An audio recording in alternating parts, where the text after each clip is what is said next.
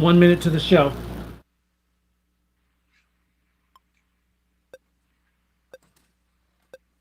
We've got the random share giveaway and trivia tonight.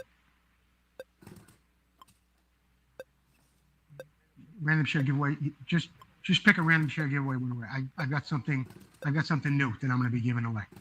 They're really going to like it.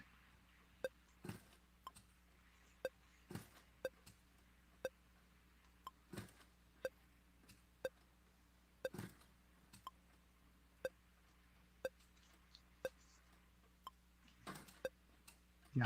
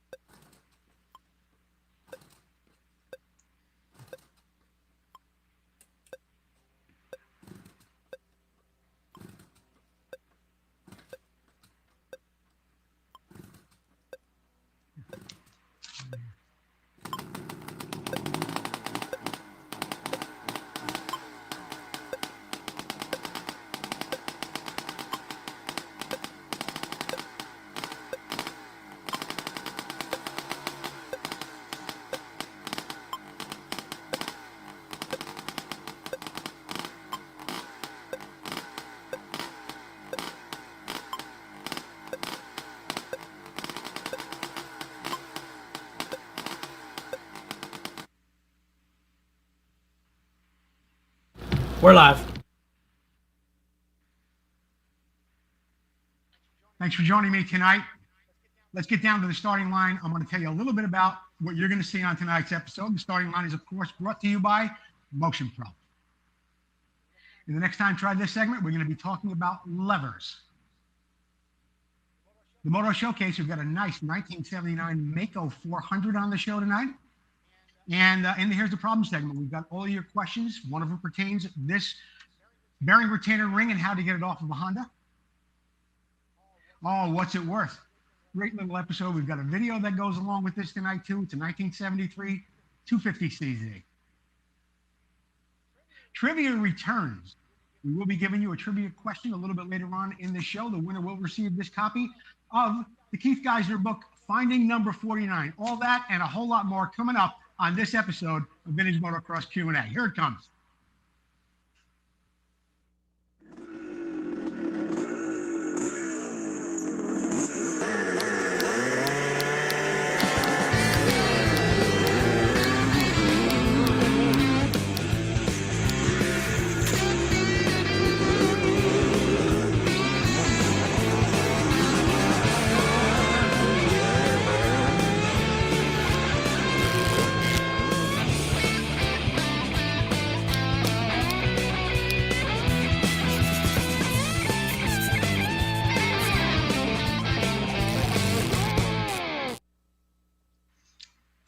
Good evening, everyone. Thanks for joining me. I'm Joe Abadi, and you're watching Vintage Motocross Q&A.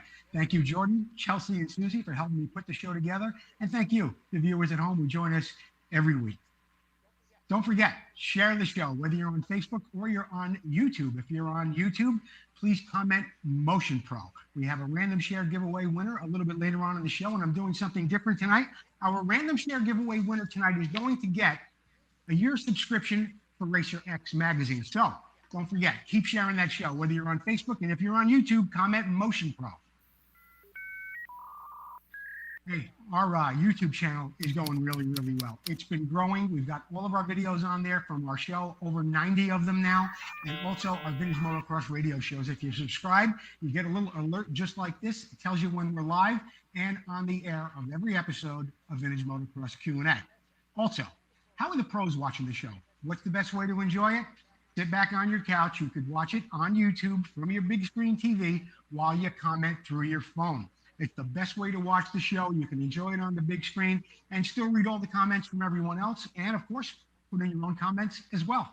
That's how the pros are doing it. I can't tell you how much I appreciate everyone sending in their letters, their questions, their comments, and of course their bikes for the Moto Showcase segment. Keep them coming in. Keep them coming in. Everything you do is really, really appreciated, and it's a big part of the show. I love when the viewers are personally involved, and there's no better way to do that than to send in your questions, comments, and of course, your bikes for the Moto Showcase. Keep up the great work. Our sponsors, so blessed to have them all. Vintco, Motion Pro, Preston Petty Products, Racer X Magazine, Golden Products, Sunrise Vapor Blasting, Full Circle Racing, and of course, Northwest Mako CZ. The Next Time Try This segment is brought to you by Vintco. Keep the ride going. Tonight, I want to talk to you about the levers of your bike. It could be an old vintage bike, starts to look tired, maybe it even looks like this, where the aluminum is starting to oxidize. That's if you have a lever that doesn't have any plastic on it. Some levers, such as this Honda lever, do come with a coating of plastic on it. That gets yellow, it can sometimes crack. You can remove that, the aluminum underneath still isn't going to look so good. So what can you do about that?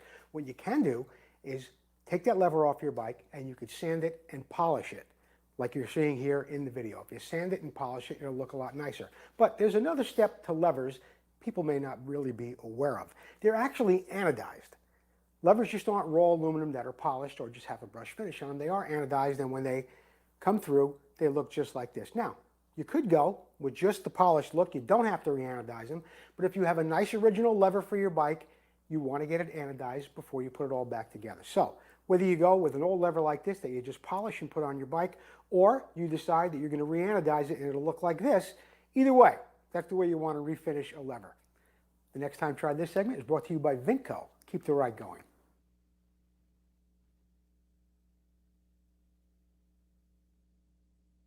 Preston Petty Products. Let's get down and see what's in the Moto Showcase tonight, Jordan. Got a nice 1979 Mako 440 that was sent to us by Dino from Florida. And he goes under Dino on Facebook. I do know his real name, but I don't know if he wants us to use it. Either way, Dino tells us that he just finished up the 79 Mako 440 just a few months ago. The motor, the crank, everything is fresh in the bike. It had a new rod kit, a fresh bore. It's also got a new shift shaft, a new kickstarter, a quadrant gear, primary chain, seals, bearings. The wheels were rebuilt. The plastic is brand new, and it's all been repainted. From the photos, I could see that the hardware was all done on it as well.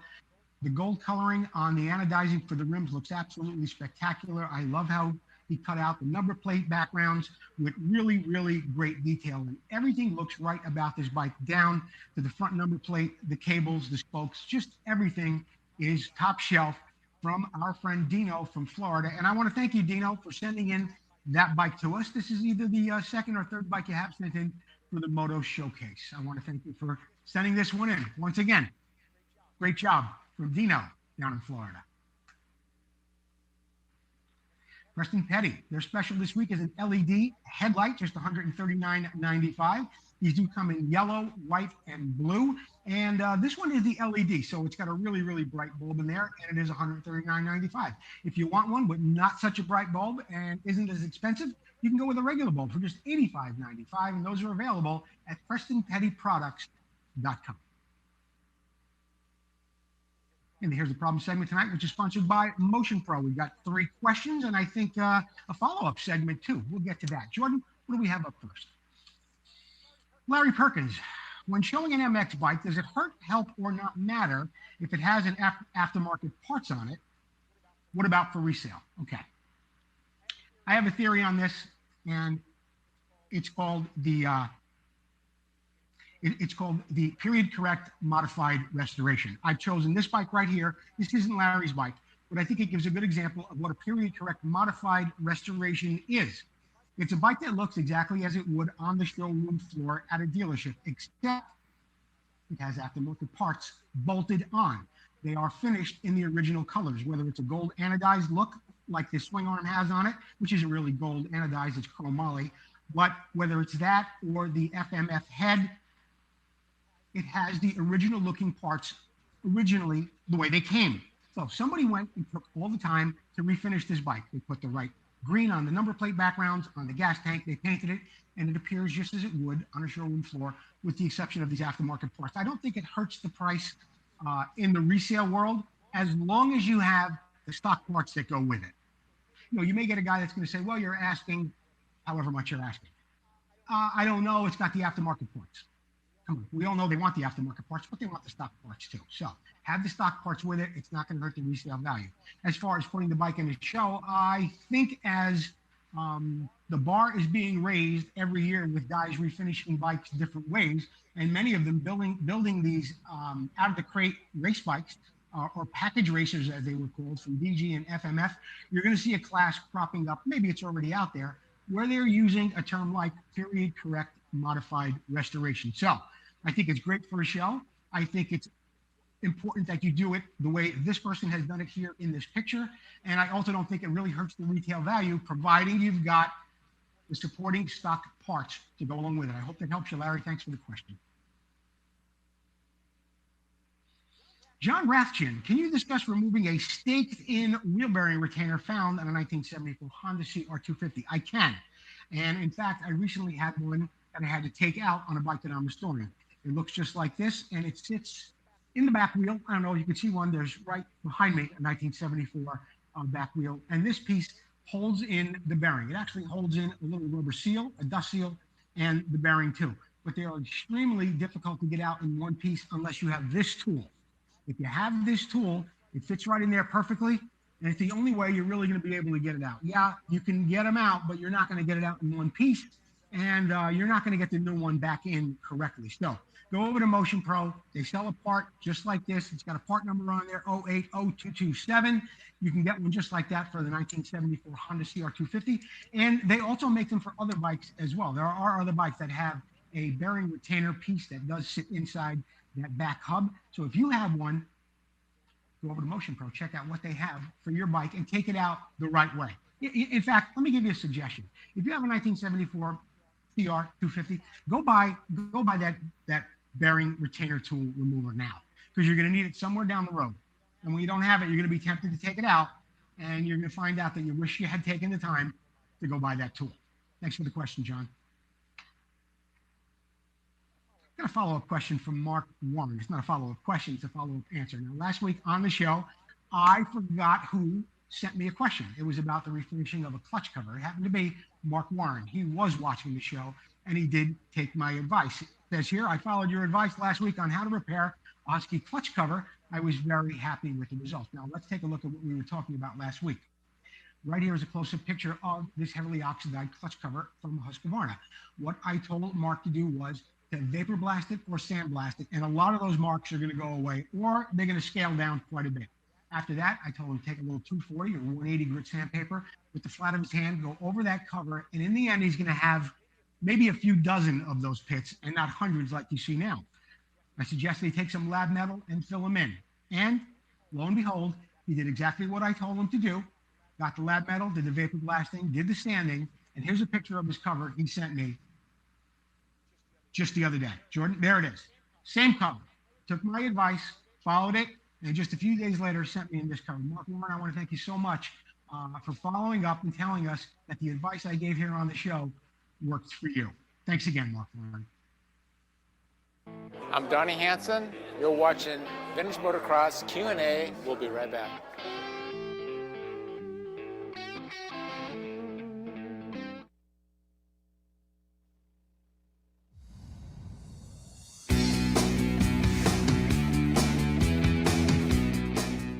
Hi, I'm Jeff with Motion Pro, here to introduce you to the Pro Funnel today. Now the Pro Funnel is a very versatile funnel that makes maintenance tasks on your motorcycle easier, cleaner, and more efficient. Now as an overview, the Pro Funnel has a 1 liter capacity with clear graduation marks listed in ounces, cc's, as well as all the common premix ratios used for two-strokes in the power sports industry. Now diving into the key features of the Pro Funnel, first you have this integrated shutoff valve, which allows you to shut off or meter out the flow of fluid. This ball joint and extended spout allows you to get into tight areas. A powerful magnetic strip is convenient for storage on your toolbox or workbench. And this removable lid keeps dirt and debris out of the funnel. The Pro Funnel has a retail price of $32.99 and can be found at your preferred dealer nationwide, so go get yours today.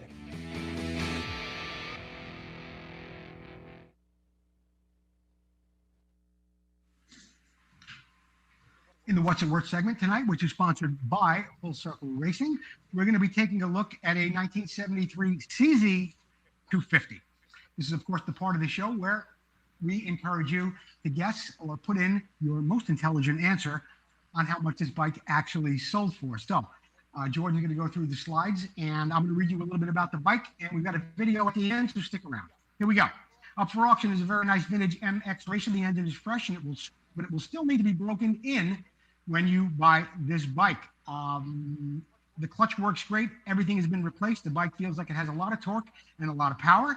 The restoration work was completed with as much detail as possible, based on my opinion. This is a very professional restoration, resulting in a really, really nice bike. The engine and frame numbers matched.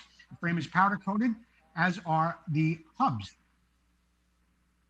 You can see that there's a new piston and a new bore job in the bike. It has a new vape ignition system, new upgraded Mikuni carburetor, ACK intake manifold, and new rubber intake mount and boot as well.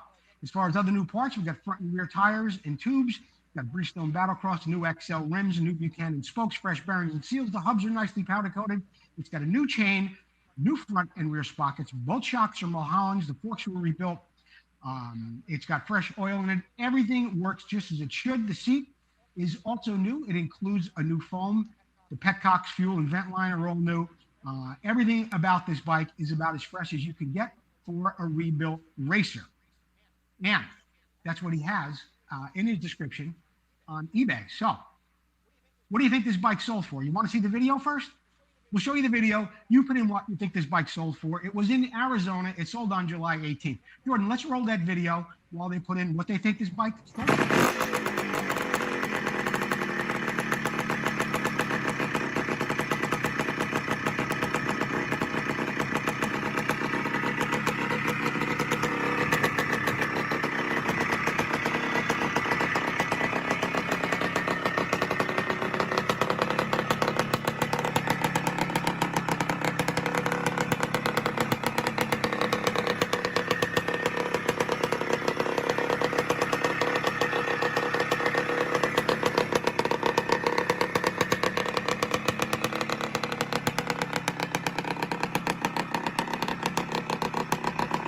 There it is, great looking little race bike with a lot of fresh goodies on there. Obviously the bike runs well.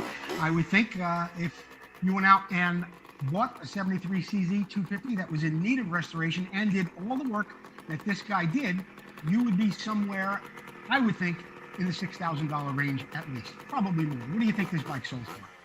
6,000, 6,500, 30? The bike actually sold for $4,095. I thought that was a screaming good deal for a 73 CZ 250. A really nice looking bike, fresh rubber, fresh rims, everything rebuilt with pictures to prove it. And there it is, a video of the bike running as well. $4,095. Great deal for somebody. The seller was very, very generous, in my opinion. The Vintage Motocross Buyers and Sellers Price Guide page, over 16,000 members strong, 6 years on Facebook, thousands of bikes with results from auctions and private sales. Get over there if you want to know what your bike is worth before you sell it, or if you're thinking about buying a bike, post some pictures of it there with the asking price from the seller, and you'll get a real intelligent discussion with a lot of good people there who have a lot of knowledge about buying and selling vintage motocross bikes. Full Circle Racing, sponsor of that segment, I'll tell you. Tom McAllister has done about 5 sets of ribs for me so far. Every one of them have been exceptional. And he's got this special going on, and it's going great. Powder coating your hubs. He'll clean them, disassemble them, mask them, powder coat them, either in a gloss black or a matte black finish for just $20 more. He'll make them any color you want. For $10 more, he'll do the brake plate as well. So if you're thinking about building a new set of wheels and you're going to be investing in new rims and spokes, why don't you send your hubs up there to Tom McAllister? You get a brand new set of rims back from him, trued, laced, and in perfect condition. Tom McAllister, thanks for all you do for us here at Vintage Motocross Q&A. Trivia returns. Of course, the winner of the trivia contest tonight will win this copy of Finding Number 49, a wonderful book. We're not giving away any more bikes this year, Jordan. We're giving away books, okay? We're giving away books. So, the trivia question for tonight is, and this is a call-in segment, so we'll give you the number in just a second. Who was the first pro rider to gain an outside sponsor outside of the industry sponsorships, okay? I'll read it again. Who was the first pro rider to gain an outside the industry sponsorship? What was the rider's name? Who was the sponsor? I'll give you a little bit of a hint. It was around 1986, 1987. He was a good rider, not exactly a household name, but a heck of a rider, put in a lot of good runs. Who was the pro rider that gained outside industry sponsorship? What was his name? Who was the sponsor? Don't forget, call in 925-234-8181. That's 925-234-8181. Susie is standing by for your answer.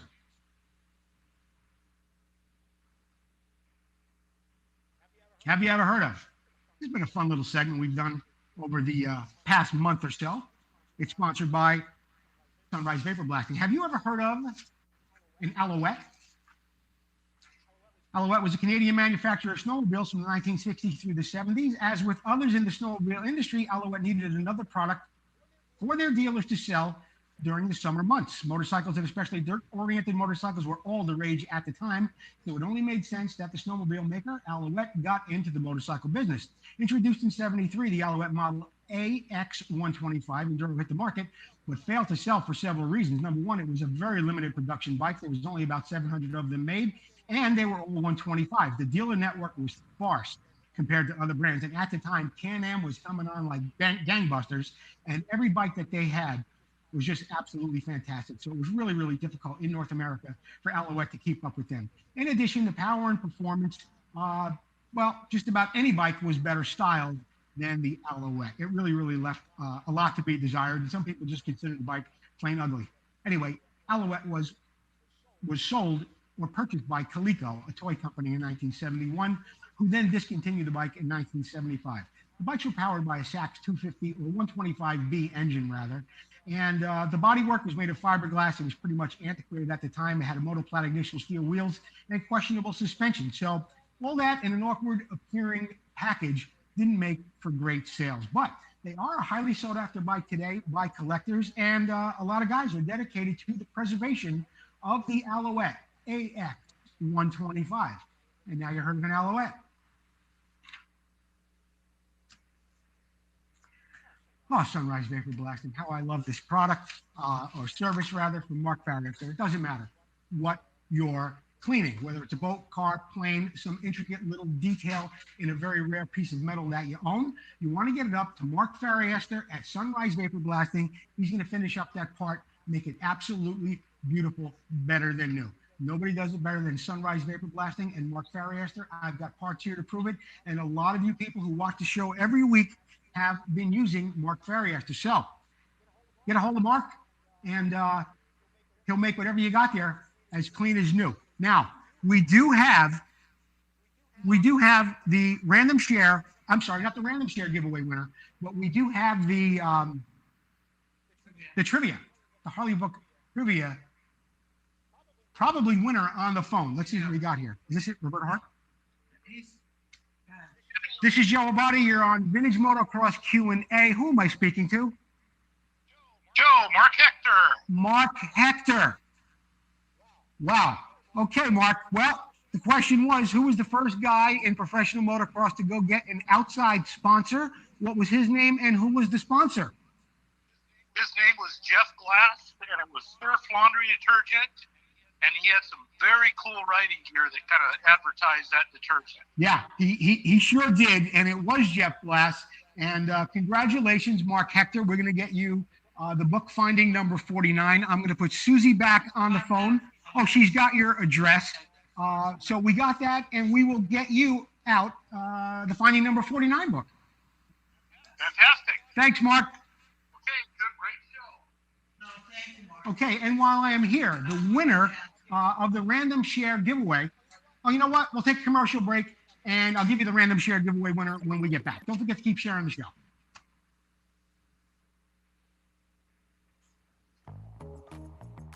Classic and vintage dirt bikes are more than a hobby.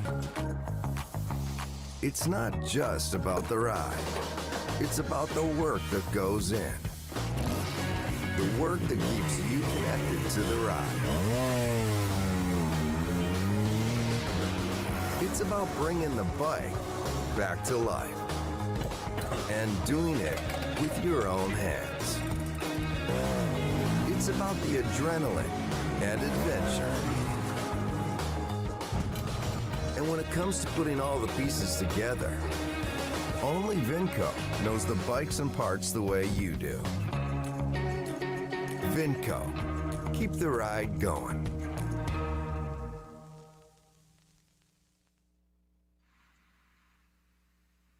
All right, I might have jumped the gate on the trivia contest, but the winner was Mark Hector. However, the random share giveaway winner tonight is Anthony Moore. Anthony Moore, you have won a year subscription to Racer X magazine. Anthony Moore, if you're still watching the show, send me a private message with your address, and I will get a subscription to you of Racer X magazine. Thank you, Scott Wallenberg, Davey Coombs, and the crew at Racer X for all you do. Anthony Moore, you're tonight's random share giveaway winner. This Week in Motocross History is, of course, brought to you by Racer X magazines, available on your newsstand now, and, of course, available online as well. This Week in Motocross History, 1975, was it 3 or was it 4 for Tony DiStefano? The very last Inter-Am race was held at Appalachia Lake Motocross Park in Brewston Mills, West Virginia, and the winner was Tony DiStefano at Team Suzuki. Tony D dominated all 3 rounds of the abbreviated series, which had lost its luster as the U.S. motorcycle industry began turning its attention toward the new AMA Supercross Championship. Also, the Europeans had mostly quit coming, leaving race promoters without much of a draw for much of the AMA Nationals. Now, DiStefano would also win the AMA 250 National Championship in 75, along with that Inter-Am Championship, and he went on to win 2 more national championships after that in 76 and 77. So that's why we had it up there. DiStefano, was it 3 or was it 4? 3 national championships and that abbreviated Inter-Am Championship 2 for the D. 1986, Giorgio Bay, 6 out of 8. The 500cc Grand Prix of Belgium took place around the Citadel of Namur, and national hero George Jobet swept both motos aboard his Kawasaki. Jobet was one of the hottest streaks of his career, winning 6 out of the last 8 motos in the championship. However, trouble early in the season left Jobet behind in points in a hotly contested series that saw David Thorpe crowned the world champion that year, and Honda factory teammates Andre Mallard and Eric DeBoers finishing 2nd and 3rd. In the end, just 20 points separated the top 4 riders. The MX Kid, Mike Kudrowski, 1992, was Shugle. Hosted a 125-500 National, and it was Mike Kudrowski who went 3-1 to beat Jeff Stanton's 1-3. In the 125 class, Yamaha's Jeff Emig won the 125s, as he was trying to reel Mike LaRocco in as they battled for the 125 National Championship. LaRocco didn't finish very, very well that day and struggled to finish 10th. So, the MX Kid in 92 at Washougal. I hope I'm pronouncing that correctly. In the announcements tonight, which is sponsored by Golan Products. Jordan, what do we have up first? You want to talk about Golan Products? Okay. You've heard me talking about them for months now on the show. They got this great little filter. It comes in silver, blue, orange, and red. This is the last filter you're ever going to buy. You can clean it out anywhere, on the trail, on the street, wherever it may be. It's got a screen inside there that will cut down to 10 microns of any debris that is in your gasoline or in your fuel tank. And they're also looking for distributors. So get a hold of my friend Elon Golan at golanpro@yahoo.com. Golan Pro Filter. It's the last filter you're ever going to buy. VMX Radio. We didn't have a show last week, so I don't have any sound bites for you, but I've got a really, really special guest coming up this Monday night, a special time. Not Sundays at 11 when we normally do it, but on Monday night at 6 p.m. Pacific Standard Time, my guest will be Grant Langston. Grant Langston, 125cc world champion, a 4-time AMA national champion, host of the Whiskey Throttle Show and NBC Sports Lucas Oil Motocross. Grant Langston will have a lot to talk about. That's this Monday night at 6 p.m. Pacific Standard Time on Vintage Motocross Radio. Looking forward to speaking to Grant Langston. For my friends up there in Canada, there's a great event happening this weekend. That is the Canada's National Vintage Off-Road Festival, the Thistle, VORF. That's August 6th, 7th, and 8th at Gravenhurst, Ontario. And you know what's really great? If you look closely at this slide, they're raffling off a bike this weekend. That's right. For just $10 a ticket, 2 tickets for $25. They're raffling off a 1981 Yamaha YZ250. So, for my friends up there in Canada, get out there to the Thistle VORF. Maybe win a bike, too. Guess who's being honored again? His Excellence, Mike Chamberlain. It happens this weekend at the Legend Heroes MX Series at Glen Helen. That is on the REM track, and Legend Heroes got a great race going on there. Round 5, and they will be honoring Mike Chamberlain. That happens this weekend, August 8th. The Pacific Northwest Vintage Guys got a great race coming up there in Washougal, August 13th and 15th. That's at Washougal MX Park. Who doesn't want to ride there? One of the most famous tracks, certainly in the country, maybe in the world. But they've got a class for everybody from the vintage bikes to the minis, all the way up to the modern bikes. And if you want to know more about this, go over to nwchallengevmx.com. nwchallenge.vmx.com to learn more about the Northwest Challenge. That's coming up August 13th through the 15th. Yeah, got a big one coming up in New Jersey, too.